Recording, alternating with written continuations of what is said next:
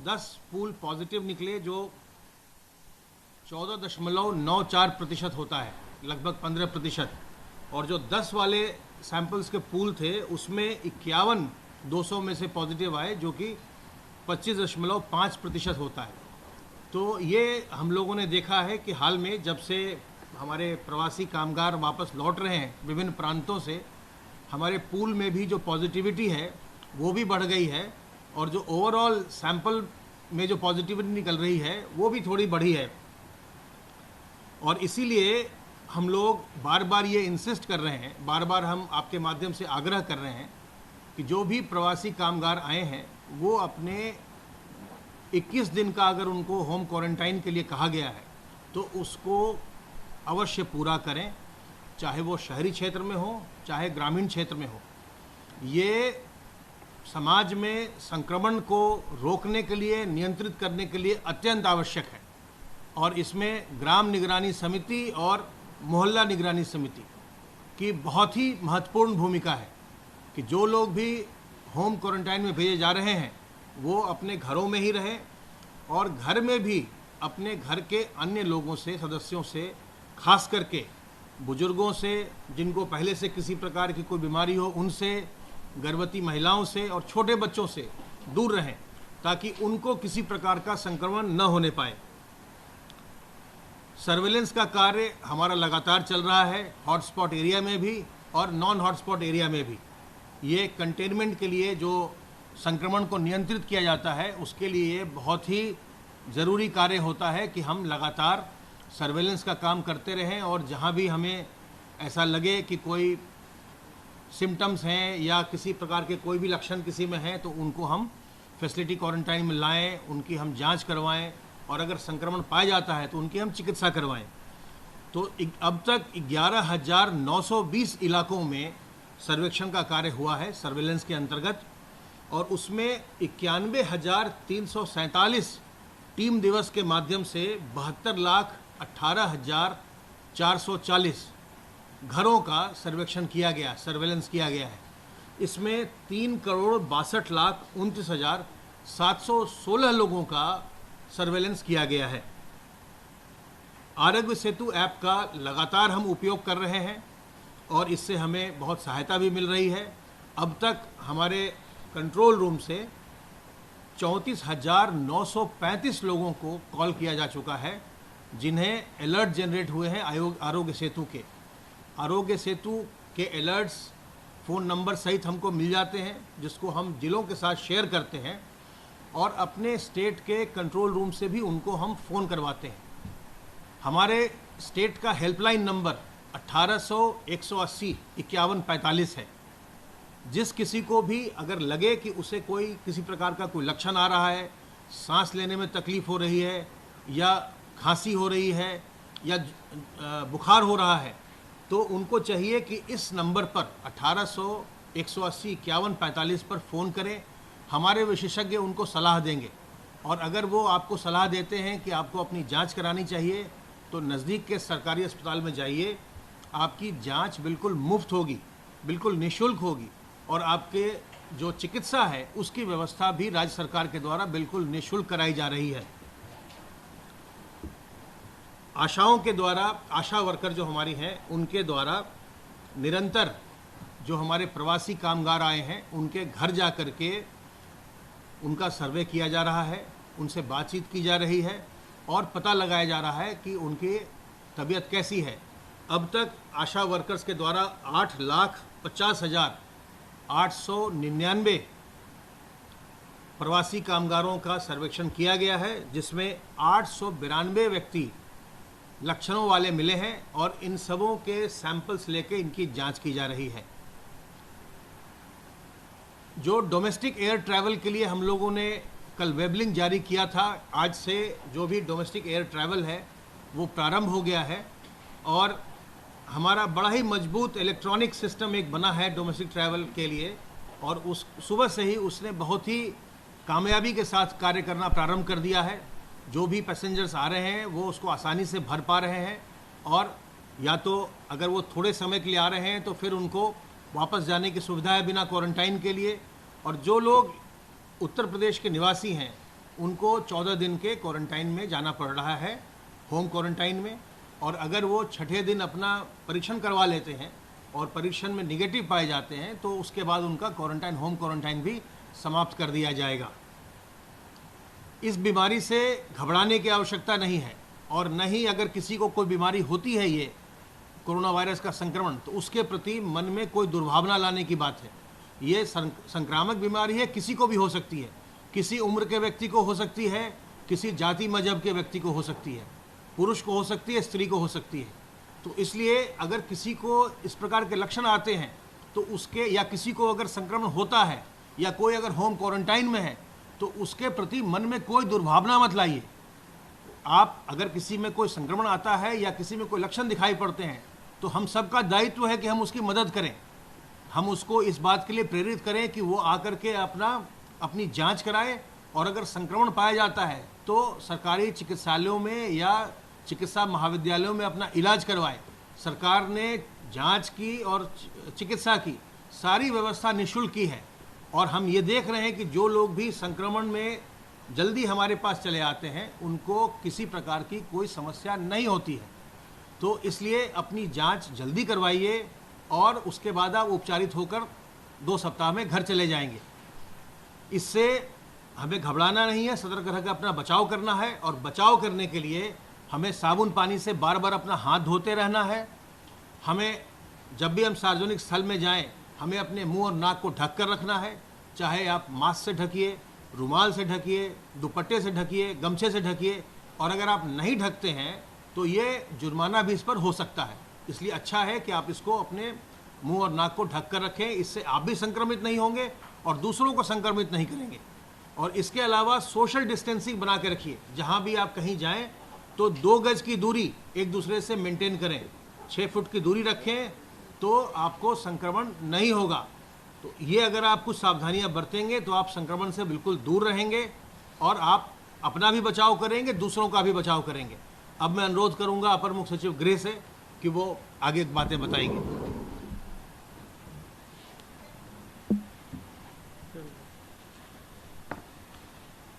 आज माननीय मुख्यमंत्री जी ने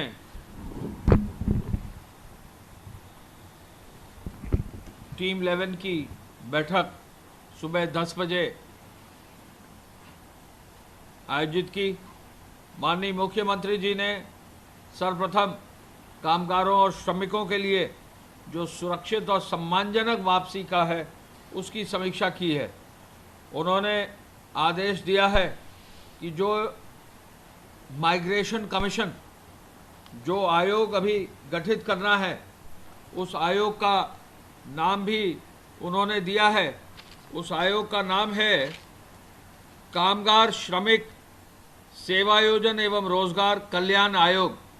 कामगार / श्रमिक ब्रैकेट में सेवायोजन एवं रोजगार ब्रैकेट क्लोज कल्याण आयोग। इस आयोग के माध्यम से उनका निर्देश यह है कि सेवायोजन और रोजगार के क्षेत्र में, स्किल मैपिंग के क्षेत्र में, स्किल डेवलपमेंट के क्षेत्र में ऐसे जो श्रमिक और कामगार आए हैं उनकी आवासीय सुविधा, जो आदरणीय प्रधानमंत्री जी का पैकेज है, उसका सहयोग कराने के लिए ऐसे जो व्यक्ति आए हैं उनकी अप्रेंटिसशिप करने के लिए, अप्रेंटिसशिप करने के समय ट्रेनिंग भी होगी, उनको कुछ मानदेय भी मिलेगा। इसके साथ साथ विभिन्न विभाग जहां पर मैन पावर की आवश्यकता है वहां रोजगार दिलाने के लिए, और साथ साथ जो हमारे श्रम एवं रोजगार कार्यालय प्रत्येक जनपद में हैं, जो एम्प्लॉयमेंट एक्सचेंज हैं, उन पर डेटा बनवाने और वहां पर डेटा उपलब्ध कराने का निर्देश दिया है। उन्होंने ये भी कहा है कि ऐसे हमारे जितने भी श्रमिक होंगे, ऐसे हमारे जितने भी कामगार होंगे, उनका बीमा कवर अवश्य दिया जाएगा। उनकी मानना है कि यदि हम जो अभी तक पहली लिस्ट आई है उसका निरीक्षण करें, अगर हम पहली लिस्ट को एनालाइज करें तो पहली लिस्ट में ही ऑटो मैकेनिक, ऑटोमोबाइल इंडस्ट्री से जुड़े हुए कार रिपेयर से जुड़े हुए, मोटरसाइकिल रिपेयर से जुड़े हुए कुल 1557 लोग आए हैं। इसके साथ साथ अगर हम देखें तो कारपेंटर्स यानी जो लकड़ी का काम करते हैं 16,266 लोग आए हैं। अगर रियल एस्टेट का देखें, रियल एस्टेट में जो लोग काम कर रहे हैं, जो कंस्ट्रक्शन के कार्यों में जुड़े हुए हैं, 1,51,492 ऑलमोस्ट 1,52,000 लोग जो है कंस्ट्रक्शन एजेंसी और रियल एस्टेट में उन्होंने अपना नाम दर्ज कराया है। डेटा एंट्री ऑपरेटर भी 306 आए हैं। ड्राइवर्स 9,052 लोग ड्राइवर्स जो है उन्होंने अपना रजिस्ट्रेशन कराया है। इलेक्ट्रिशियन और इलेक्ट्रॉनिक्स से जुड़े हुए लोग 4,980 लोगों ने अपना नाम पहली लिस्ट में दर्ज कराया। ये लिस्ट बढ़ती जा रही है, निरंतर इसमें जो है बढ़ोतरी हो रही है। फर्नीचर और फिटिंग अकेले में जो है 2,234 लोगों ने अपना नाम दर्ज कराया है। गारमेंट और टेलरिंग में 12,103। अगर उनका ये मानना है कि अगर बांग्लादेश में, वियतनाम में गारमेंट हब बन सकता है तो क्यों नहीं उत्तर प्रदेश में भी गारमेंट हब बने। इतनी भारी संख्या में अगर 12,000 से ज़्यादा लोग आ रहे हैं गारमेंट से जुड़े हुए, ट्रेंड मैन पावर है, ट्रेंड लोग हैं, महिलाएं हैं, पुरुष हैं, तो इनको भी जो है इस प्रकार के कार्यों में जोड़ा जाए जो एक हब के रूप में, एक्टिविटी के रूप में डेवलप किया जा सके। हैंडीक्राफ्ट्स और कारपेट्स में 1,294 लोग आए हैं। इसके अलावा अगर हम पेंटर देखें, केवल पेंटर्स जो आए हैं, पहली सूची जो आई है उसमें 26,041 लोग पेंटर्स आए हैं। इनको जो है आगे कैसे कार्य में जो है उपयोग किया जा सकता है, ये उनका निर्देश है। नर्स 424 पैरामेडिक्स नर्सेज आए हैं। म्यूजिक टीचर आए हैं 202। ये लिस्ट हम बहुत डिटेल में जारी करेंगे। सिक्योरिटी गार्ड्स पहली सूची में 3,364 लोग आए हैं। तो मुख्यमंत्री जी का ये आदेश है कि ये जो पूरा एक आयोग बन रहा है जिसका नाम कामगार श्रमिक ब्रैकेट में सेवा आयोजन एवं रोजगार कल्याण आयोग, इस आयोग के रूप में जो कार्य करेंगे वो उनका मार्गदर्शन ये है कि बहुत जल्दी ही, आज ही कल में जो है इसका गठन की कार्रवाई जल्दी ही सुनिश्चित कर ली जाएगी। और लगभग अभी तक जो 23 से 24 लाख लोग आए हैं, या तो वो ट्रेन से आए हैं, या वो बस से आए हैं, या वो बॉर्डर्स पर जो है अलग अलग वाहनों से, अपने निजी वाहनों से आए हैं, या बॉर्डर पर ही जो है हमारे बॉर्डर पर उनको हमने जो है बसों में बैठाकर जो है घर घर भेजा है। चारों कैटेगरी के जो लोग हैं वो 24 लाख से ऊपर हो गए हैं। उनकी डेटा एंट्री का कार्य, उनके विवरण को एक एक व्यक्ति का, एक एक महिला और पुरुष का सूचीबद्ध करने का कार्य राजस्व विभाग कर रहा है। हर जिले के जिलाधिकारी कर रहे हैं। इस कार्य को आगे बढ़ाकर इस आयोग के गठन के बाद बहुत सारे कार्य शुरू करने हैं और जो आदरणीय प्रधानमंत्री जी का पैकेज है उसको आगे ले जाकर उससे पूरा लाभ हमारे प्रदेश को दिलाना है और हमारे श्रमिकों और कामगारों को दिलाना है। माननीय मुख्यमंत्री जी ने कम्युनिटी किचन्स की पुनः समीक्षा करने के लिए, जो क्वारंटाइन सेंटर्स है उनकी देखरेख के लिए पुनः आज जो है निर्देश दिया है। उन्होंने ये भी आदेश दिया है कि जो अस्पताल हैं जहाँ पर हमारे कोविड पेशेंट्स भी हैं, जो अस्पताल हैं जहाँ इमरजेंसी की सेवाएं चल रही हैं, उसका भी कल उन्होंने रिव्यू किया था। SGPGI के डायरेक्टर, KGMU के डायरेक्टर और यहाँ जो हेल्थ के जो हॉस्पिटल्स हैं उनके डायरेक्टर्स के साथ कल शाम को उन्होंने बैठक की है और उन्होंने ये आदेश दिया है कि बहुत जल्दी ही इमरजेंसी सेवाओं का निरीक्षण करने वो स्वयं जाएंगे। और ये उन्होंने medical department, medical education department को कहा है कि इस कार्य के लिए वो तैयारी कर लें। वो खुद अपने ओर से खुद ही जाकर जो है जगह जगह इमरजेंसी की सेवाओं को देखने का निर्देश उन्होंने दिया है। विशेष आर्थिक पैकेज को आगे ले जाने, 10,000 की टेस्टिंग सुनिश्चित करने, चिकित्सालयों में और कॉलेजेस में जो है हर तरह के जो इक्विपमेंट हैं, जो वेंटिलेटर स्थापित किए जाने हैं, उसका भी आज उन्होंने माइक्रो डिटेलिंग की है और पल्स ऑक्सीमीटर्स की व्यवस्था अब स्वास्थ्य विभाग ने कर दी है। इसके वितरण को भी जल्दी से जल्दी करने का आपको निर्देश दिया है।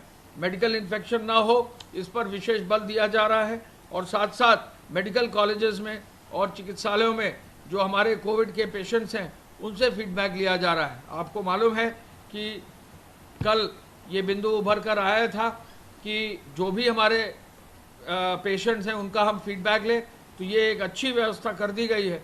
कोविड पेशेंट से फ़ोन से फीडबैक भी लेने की व्यवस्था की गई है। हम आपको ये भी बताना चाहेंगे कि फुट पेट्रोलिंग और पुलिस की एक्टिविटी के आधार पर आज पूरे प्रदेश में शांति रही, कहीं भी कोई विशेष बात नहीं आई और पूरे प्रदेश में ईद जो है घरों पर नमाज पढ़ते हुए लोगों ने इसका जो है ईद मनाई और कहीं भी कोई भी विशेष बात पूरे प्रदेश में नहीं आई है।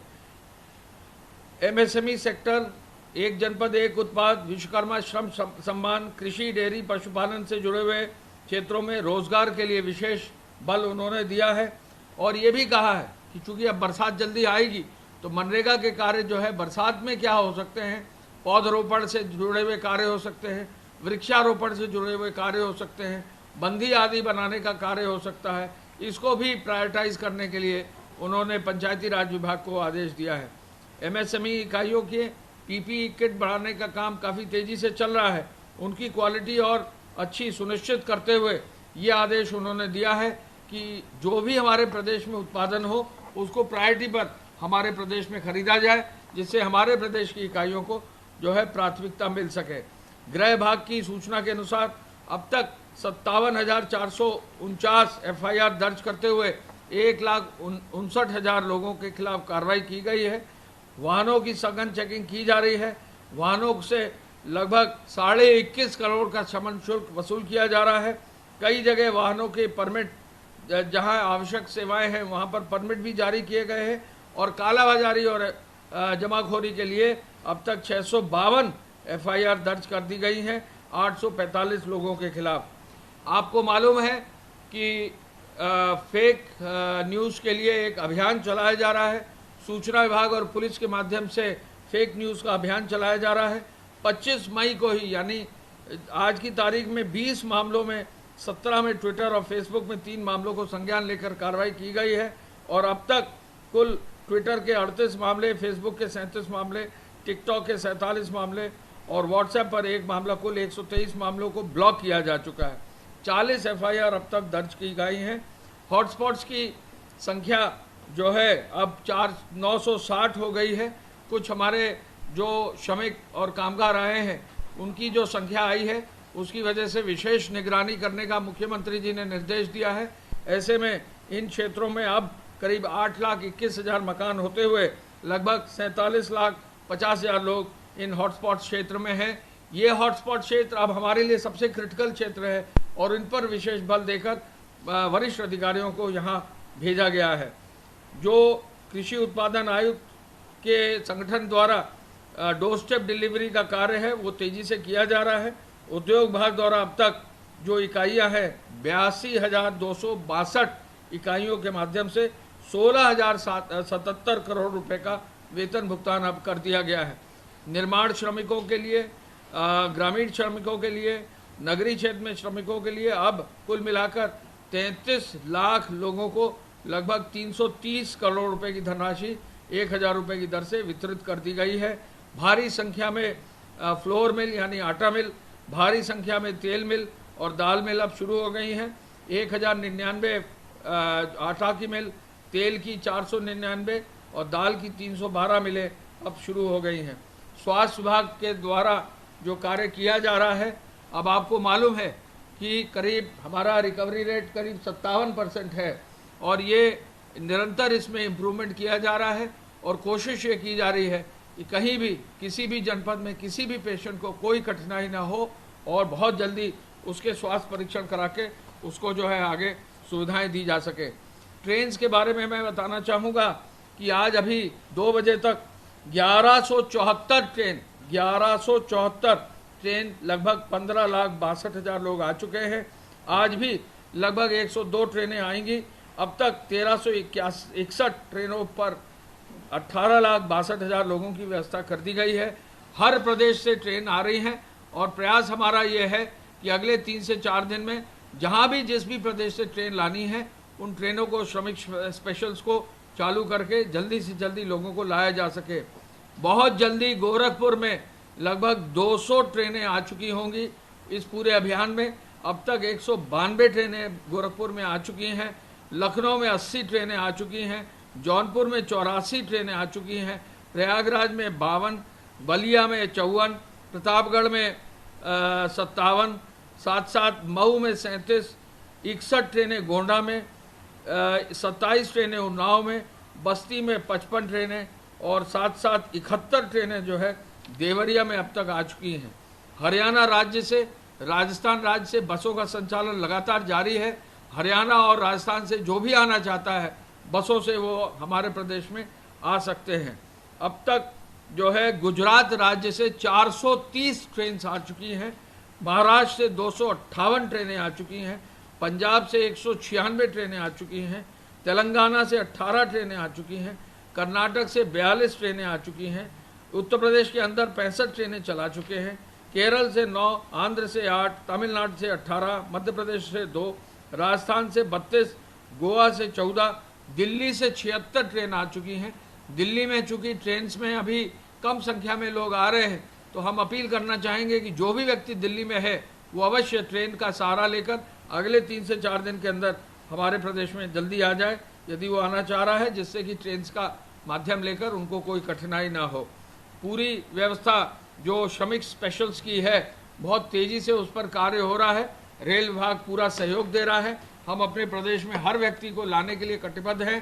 माननीय मुख्यमंत्री जी का आदेश है कि हर व्यक्ति को सम्मानपूर्वक लाया जाए, अस्पताल जो उनका हेल्थ चेकअप है वो प्रॉपरली किया जाए, अगर ज़रूरत हो तो उनको अस्पताल भेजा जाए, अगर वो नॉन सिम्टोमेटिक हैं तो हर हालत में उनको क्वारंटाइन सेंटर में उनका डेटा लॉग करके राशन किट देकर उनको सकुशल होम क्वारंटाइन भेजा जाए।